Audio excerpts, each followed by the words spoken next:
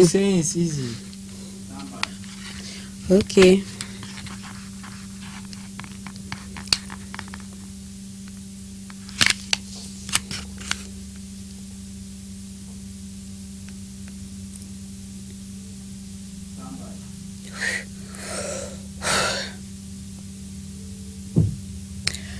Welcome to Clearview Hangout, where we discuss daily struggles affecting Nigerians and try to suggest solutions that can help us navigate through so we can have a better Nigeria. And today, we're tackling a pressing issue that's at the heart of our nation's struggles: the decline of education and its devastating impact on security. I am Florence Joshua. Welcome. I'll be your host for today. My colleagues to my right is Zion Gang, and to my left is ABUJA-KEFFI, and joining me are some of the issues and how it's affecting and fueling insecurity across the country, especially as it concerns leadership failure that has been observed to be a major contributor to ugly situation. We will be right back after this break. Stay with us. There is a storm that is coming to northern Nigeria, and I don't think a lot of people have realized this yet. Now that WAEC and NECO want to make their exams to be computer-based, how do you want Arewa to cope? There are people, students and teachers in a whole school that they do not even know how to touch a computer. They do not even know how to on a computer. Already, English is another barrier that used to make a lot of intelligent, smart students in Arewa fail exams.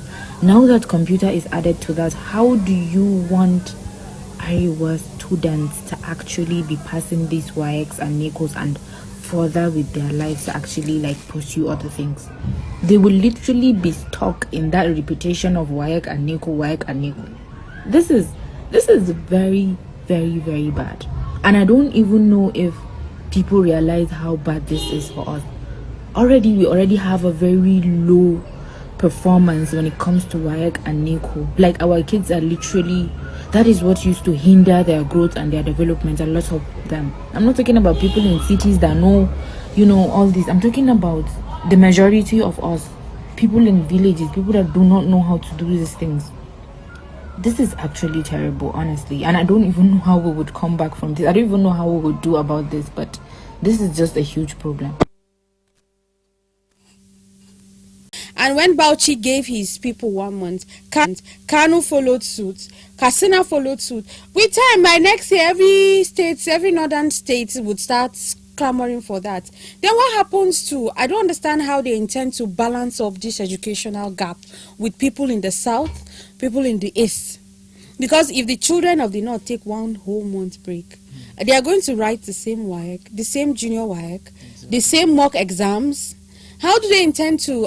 When they gave them that 1 month, they didn't give them break. The situation is quite disturbing, honestly. Looking at even the UNICEF statistic of about 10.5 million out-of-school children within the age of 5 to 14 years, it's quite disturbing. And the large population of these children are in the north. Particularly the northeast and the northwest. And when I saw that, pronouncement by the governor giving a whole month for holiday, I was like, with the situation that you even have, that most of your children are out of school, the ones that are even in school, you're giving them that extended period of holiday. It doesn't show a serious. It doesn't show seriousness on the part of the government, as if there is a deliberate plan to keep the people uneducated. I don't know the motive behind. I would want to agree, because a lot of Nigerians share that view also. Because also after that, recently again, this Salah break that just passed, Kano gave school children 12, no, is it the whole state 12 days break? Like are we mad in this country, or what is happening? So a state governor just sits down, overrides everything, the educational sector of a country, gives 12 long days. So children are not going to school, parents are not going to work, and then for civil servants they will be paid. And what will they be doing within that period? Children, You need to keep them engaged. If you keep them, if they don't have anything to do for a very long time, it becomes a problem. It becomes a problem for the parents and the people in the community as well. I also want to talk about the East. Madam Abiola, you're going to talk about the East for us. The educational sector, how it affects them over there. I think if you ask me, generally in Nigeria, the value of education is not understood. Huh. It's really not understood. We don't know what education is. We think it's to just go to the four walls of a school and then come out and get a job. But education is, we are training our minds to think, to relate. It helps a lot. And then going to the situation we have in the East concerning the sit at home, I actually spoke with a particular teacher, and she was saying that last year, some of the subjects that fell on a Monday, which happened to be a sit-at-home day, they still came to school to write. For some that were living around there, perhaps. I'm not sure if there might have been issues where a student couldn't make it to school on those days because of restriction of movement, because you won't have cabs, bikes moving, so they have to do a long trek to school. And so it's appalling. What's our government doing about this? When these children that are being deprived of education, when they grow up, what do you expect? It's garbage in, garbage out. If they are not properly...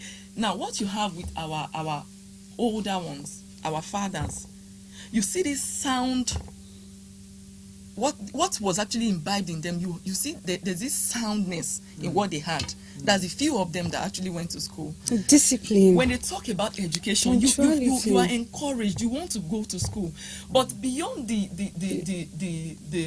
holidays and the sit at homes, if you go to the educational system, seriously, there's need for overhauling. Our schools don't have what we need to actually be educated. A lot of dilapidated situation. Currently, Abuja primary schools, government primary schools, are on strike. From the beginning of this term, the school has not been opened. And our president is dancing all over the place, commissioning roads. That's why Abuja's governor is dancing all over the place, fighting everybody he can see and commissioning roads. It's like we are gradually losing the essence of governance. That's why I said from initially, I said it's a deliberate attempt to keep to deny the people access to education, quality education. Yes, because that is when the society is educated, people will have more options. People will be engaged; they will have more options. But I see it as a deliberate attempt by some people to keep to make the number of to increase illiteracy, to make the people not have access to education, so that they will remain in power. Because when the people are educated, they know their rights, they know what is obtainable, is when they see that. So the people will, when the people are more enlightened, the people will have better opportunities. So it's like a deliberate attempt because some people want to remain in power. This brings us back exactly to the current situation we have at hand. Benue State, the Middle Belt. I think every section, every sector of this country is screaming. We are in trouble. The West are focused on there's a high belief on ritualism. There's a high belief on yahoo, quick money. There's a high belief on fraud. In the North, you have serious cases of banditry, where then we have Boko Haram.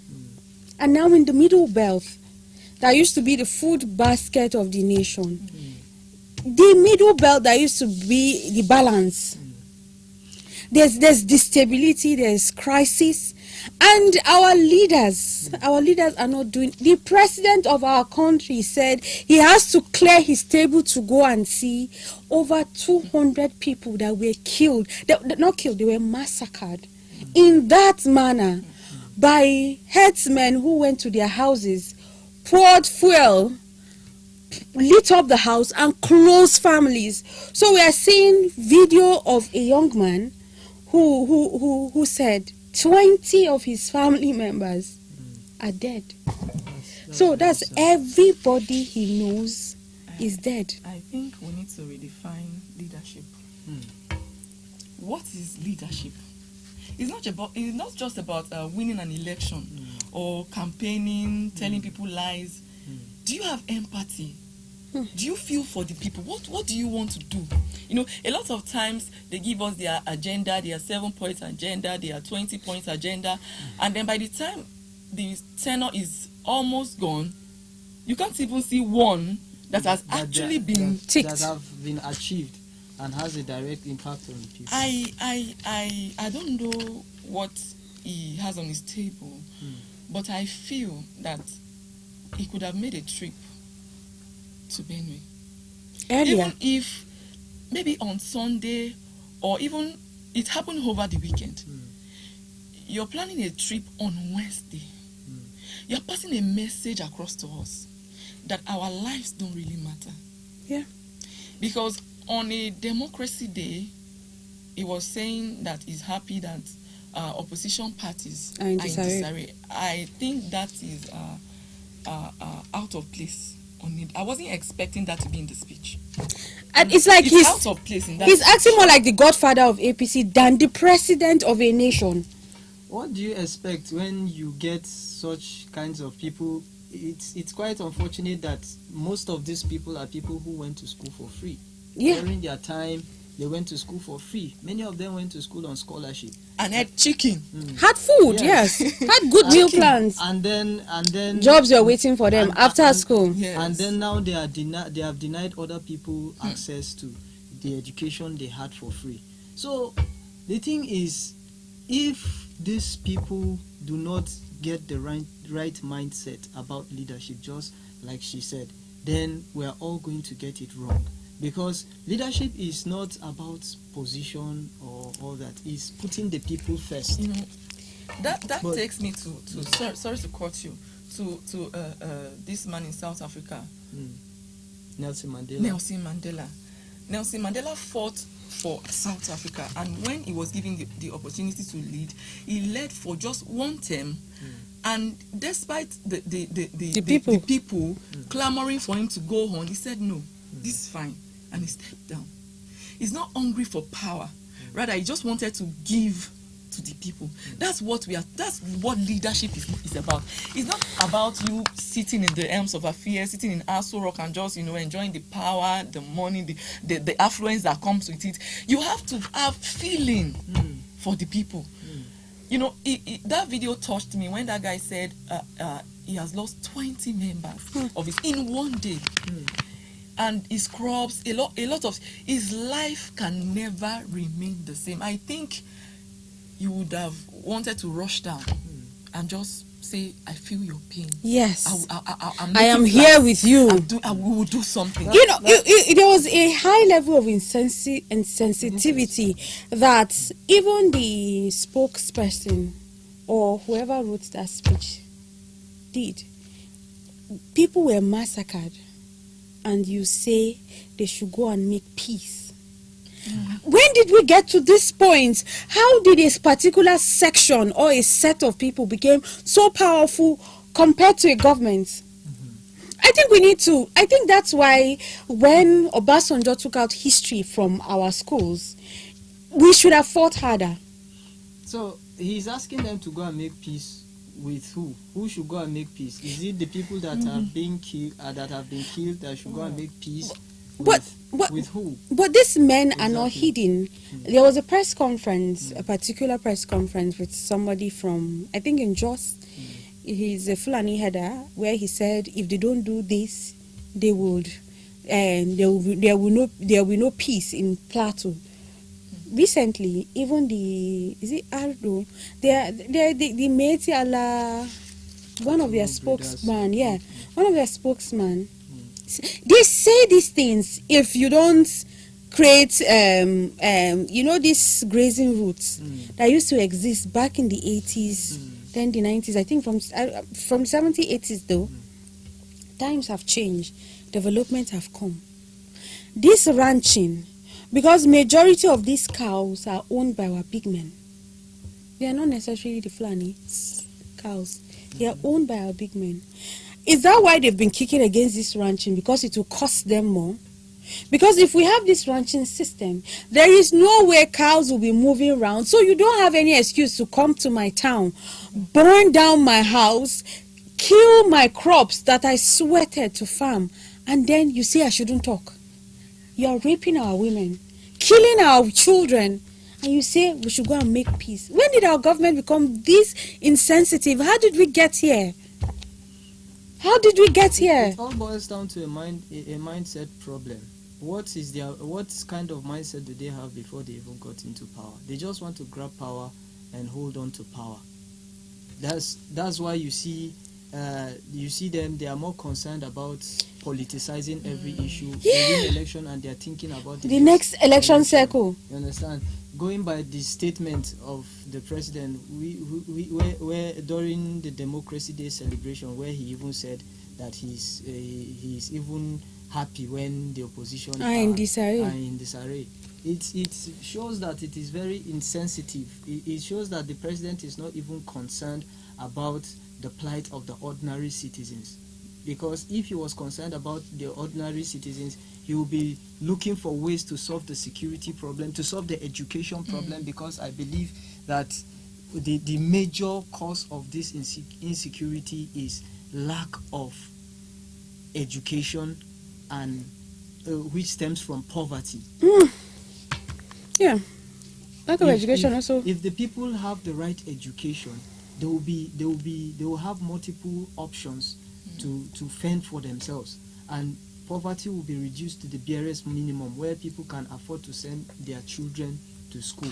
But when they have not even eaten, how will they even go to school? Another point we are ignoring, in the case of what happened in Delta and Edo State, where we have village chiefs,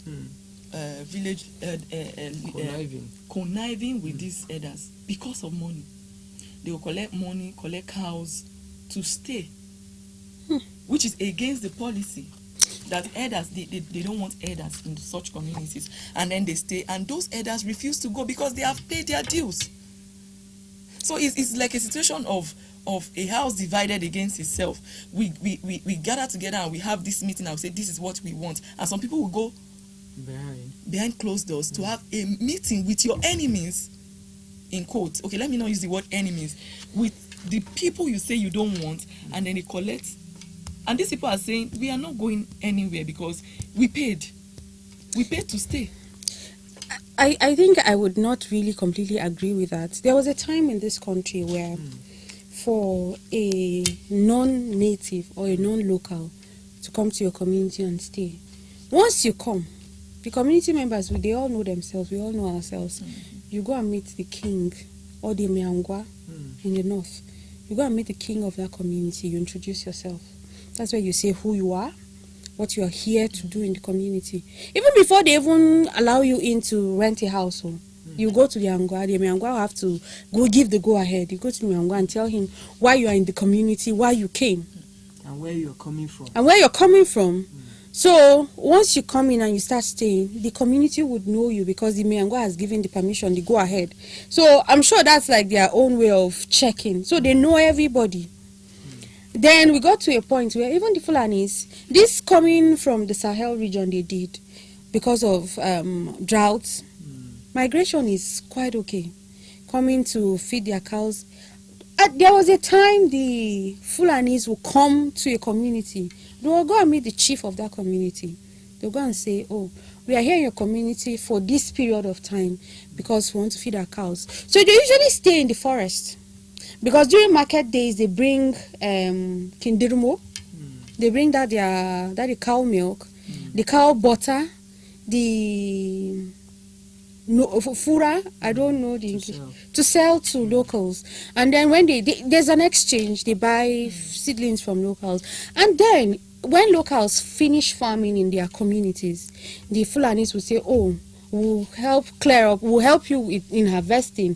Then they will harvest. Then they will leave some part of the harvest for them to source for their food. That was then. And I think we didn't take advantage of it, because I know there was a time, was it an education? I'm not sure. There was a time that they were advising those children. People kept saying, those children, if they are not educated, they are going to become a problem to the society. And indeed, they grew up and they became a problem to the society. What was proposed then was, and I'm sure that's why the ranching system is proposed, was for when they come like that, there should be a form of education. So in that setting, before the young boy goes for kiwo or goes for rearing of those animals, you just teach them basic education, how to read, how to do their numbers, just basic. And for every place they go to and they settle in, that's why I think that's the essence of the ranching. You create like a settlement. In those settlements, there should be schools. In those settlements, they should have access to hospitals. They should have access to water. Those are the basic things the government can provide. And then when those children come to those places, even though they are nomadic in nature, when they move to all those places, they can have access to these basic things. So when you go to this place, your education is not cut short, because the education system will be planned around this culture of theirs. Yeah, why are we not doing that? I think the government on its part have done its best, but there is still much to be done. You know, another thing that is leading to this increase in illiteracy is culture plays a major role. Yeah. Because some cultures, I'm sorry to say this, but in the north, some cultures do not support formal education. They do not. Is it a cultural and illiteracy problem? It's a culture able to know how to live with your neighbors. It even helps you to know how to relate with your neighbors. But when the culture says that Western education is not good, and they don't even, government could have provided those schools, but they don't even send their children to those schools. They don't see. It's not as if government. I could remember during Goodluck Jonathan's time, Goodluck tried his best to push this Almajiri school something, and some structures were built for those people in the north with food. Do you know it was the elite children that were going to those schools? But the schools were deserted. Maybe so it was the elite children that went to those schools, not the Almajiris. Not to the north alone. In the east, they believe that once you are able to do primary or secondary, even if you are not able to finish, once you are able to count money, you can count money. Just they will find you a boss, and then you learn under him. And there was a situation somebody close to me faced, and he was teaching, I think it was WAEC class, and then the boy was not just paying attention, and he's very sound, and he was like, what's going on? Why are you just not interested? He said he's not really going to write the exams because they've already told him they are not interested. He should just go. He's going to maybe be coached by somebody training in a particular trade, and that's all. But he was not being questioned that what do you really want to be. Said he wants to be a teacher, and it was really touching that the boy wants to go to school, but the family says no. You're going into business. And so in the East too, they don't really see that as a need. They just want to read and write, be able to count money, as you said, and then they move on. So we don't understand the value. When you don't understand the value of a thing, I think our whole educational sector needs an overhaul. I think our educational system needs a general overhaul. We need to tweak certain principles to our peculiar problem, like the one boy case too. Just like we're talking about the Fulani having the ranches where basic education will be taught there. The one boys in the market too. There should be small schools in the market. The curriculum itself has a problem. Yes, that's what I'm saying. Everything needs to be tweaked. The curriculum is even training people to go and work for other people instead of creating jobs for other people. Some people will say, to mention this. I thank God for a particular lecturer of mine who said, as you are passing through this institution, know this, that once you get out, don't allow your mindset to be about looking for a job. education is just to train your mind to think better. So that in any way you find yourself, your mind is sharp. It's like you want to sharpen a pencil, or you want to use a cutlass. The cutlass is blunt, and you sharpen it. When you sharpen it, it will give you a better result. So education is not meant to put food on your table per se. It's meant to sharpen your mind, to help you reason properly when you get to the community of people. So even if you have a business of your own, even if you have an handwork, the way you approach it will affect your creativity. The way you do what you do. So the way we see education is affecting how we are approaching it. So it's quite sad.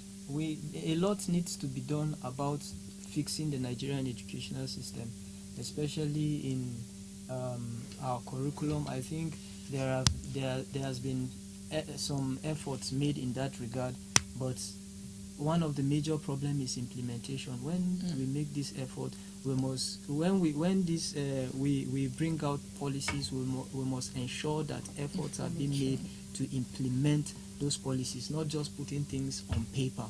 So the whole educational system needs an overhaul, from the curriculum and then the quality of training that our teachers receive, and then the quality of teachers that we have in schools, because you'll be shocked at the quality of teachers we have in some of these not even government schools now. In some of these private schools, you find people that just finish their WAEC and maybe they don't have job to do or they can't further.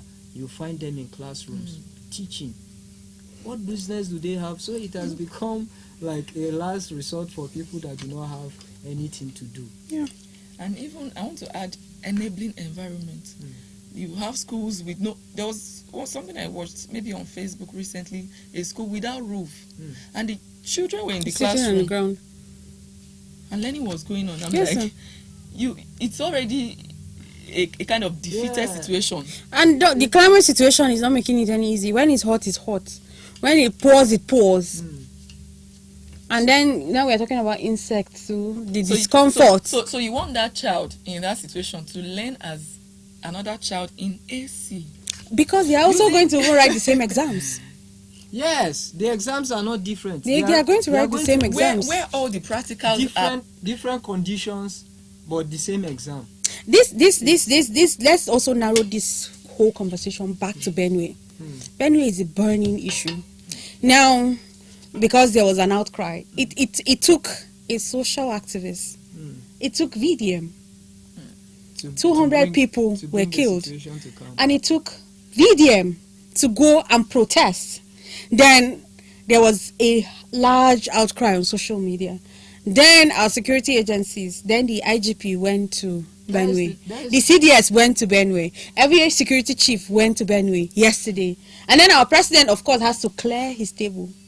Because he has much more important things than 200 people that died. I'm telling you, there is public distrust. People don't trust the government. That's why the governor came out to talk. Other people in government came out to talk. Nobody was listening to them until somebody that they feel this person has them at heart, this person is concerned about them, came to speak to them, that the situation was able to go calm. So the youths don't even trust the government. But how did we get to this point? They don't trust the government because the government was not doing anything. This is not the first round of killings in Benue State. This is not the first time there's an outrage. There have been protests. At some point, Aliyah started saying there was nothing like that.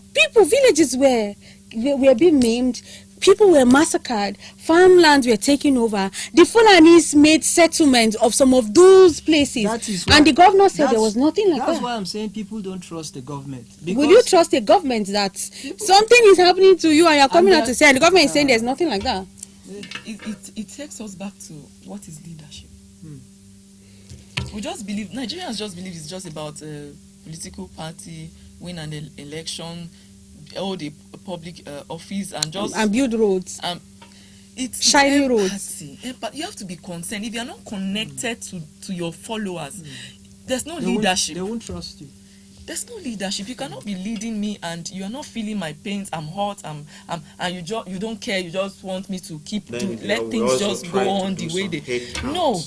No. So once we get... So in conclusion now, what do you think? What is the best form of approach as it relates to education, as it relates to insecurity in the country? What do we want our leaders to do for us? What can be done? I think the leaders should not just pay lip service. They should not just churn out policies on paper. They should, when these policies are made, they must take action. And those actions should be monitored. Those actions should be monitored. You can't just give a declaration and you go back and sit down. Then who is going to implement it? So you must follow through the process, the implementation process. Once you make a policy, you ensure that there are people to carry it out. Then you monitor the people and ensure that they carry out those policies. So we are tired of seeing we are going to fix the curriculum. We are going to fix the curriculum. Let us see action. Let us see action. Have we been able to implement the new curriculum in schools? If actually there is a new curriculum, have people started using the new curriculum in schools? Have teachers been able to use those curriculums? Then what is the quality of the teachers that we are churning out from the training schools, the institutions that are responsible for training teachers? What are the quality of teachers that are, because the quality of teachers will determine the quality of education, and then creating an enabling environment. Make sure that our schools, the ones that are dilapidated, are either built afresh or renovated. Not just putting it on paper, we are going to renovate these schools. And when you renovate these schools, you make them affordable and accessible to people, because you can't just renovate schools and then make the school expensive that the people cannot even afford. And then on the part of, I think traditional rulers need to start educating their people on the value of education, on the value of educating their children, so that the parents will now see a need to send the children to school. Because if the parents don't see a need to send the children to school, no matter how government build these schools, renovate these schools, make them fine and conducive, the children will never go. They will still be out of school. So a lot needs to be done in these areas. And then if you don't give your people access to education, they will become idle, because it will lead to they will have limited options. They will have limited options because they are uneducated. Education opens you up to more opportunities. It gives you more opportunities. But if you are uneducated, you have lesser options. So if I understand you clearly, we work our school curriculum, implement it, and stick to those implementation, ensure whatever was agreed upon are implemented. Correct? Yes. And then towards curriculum now, I think we are too concerned about theory, and it doesn't help to build the mind. You can easily, in fact, when you school abroad, a lot of things you do are practical based. They don't give importance to theoretical part more, because when you do, there's this saying that you do, you see, you touch.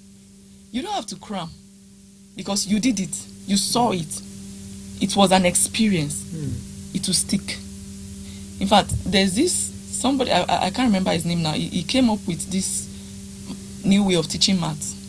That we should stop teaching maths in using board maths, that there's another way we can really practicalize maths, so that mathematics doesn't look difficult. That mathematics is, exactly, that's the word, abstract. So you can make it so that when you relate, when you interact with that topic, it's easy, it sticks. And then you can also apply it to other areas. You can apply mathematics to other area of life. So that's the point. So that's talking about the curriculum.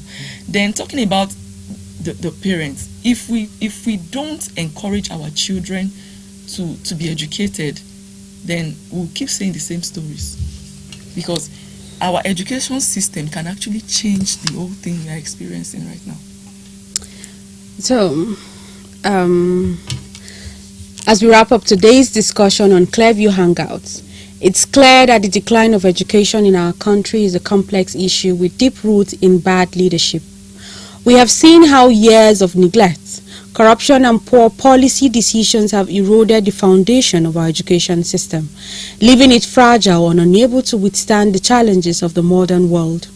The impact on the security is quite significant, with limited access to life opportunities and increasing desperation and violence. But it's not all doom and gloom.